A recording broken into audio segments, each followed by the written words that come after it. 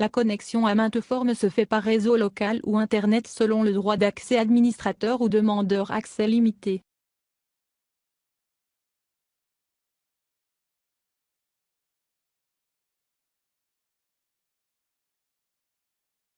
La gestion des équipements comprend une définition technique, codification, description, paramètres de réglage, consignes de sécurité, catalogue, mode opératoire, pièces de rechange, images et outillage etc.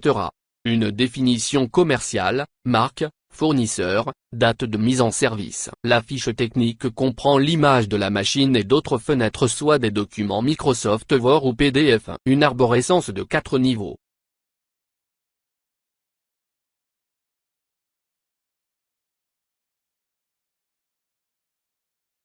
Bien sûr, il y a la possibilité d'exporter tous les données vers Microsoft Excel.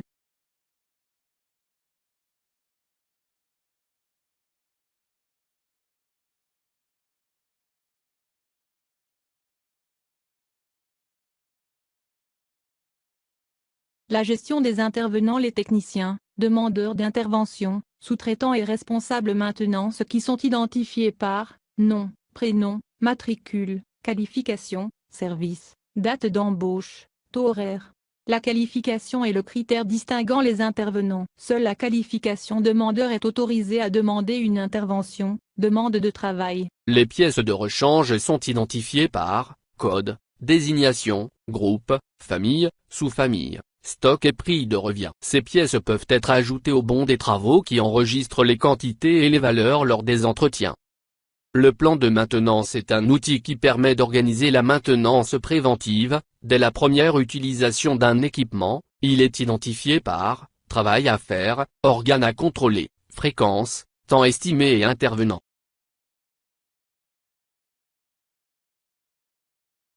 Le planning est un tableau annuel des travaux préventifs planifiés par date. Le planning affiche les travaux traités, en cours ou à réaliser, avec le nombre d'interventions prévues pour chaque date, et pour tous les équipements.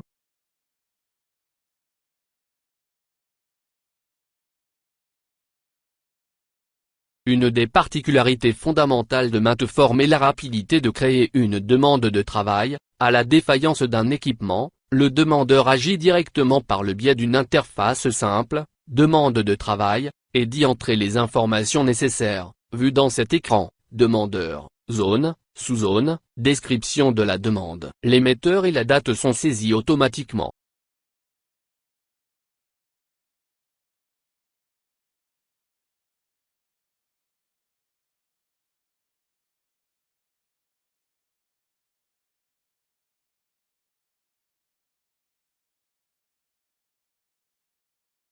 Et puis on ajoute cette demande, qui va s'afficher immédiatement dans la fenêtre État des travaux curatifs, avec le dernier numéro saisi qui est en rouge. Il sera supprimé de la fenêtre après la clôture du bon de travail.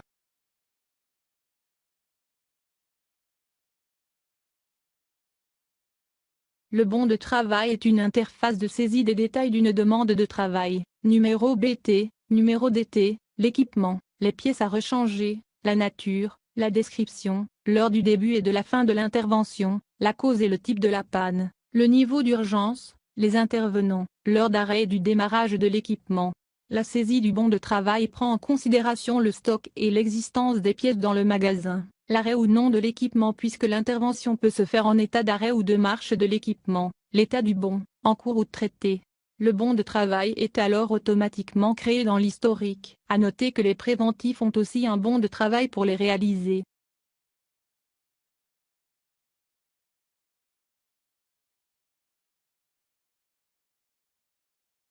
La finition des bons des travaux est automatiquement stockée dans l'historique. L'historique des correctifs affiche les interventions archivées par plusieurs critères détaillés par équipement, par intervenant, par type d'intervention, par cause et type de panne. Ainsi il calcule les durées de réparation et d'arrêt des équipements, et la même chose pour l'historique des préventifs. Et tout ça pour afficher les graphes par nombre et durée d'intervention.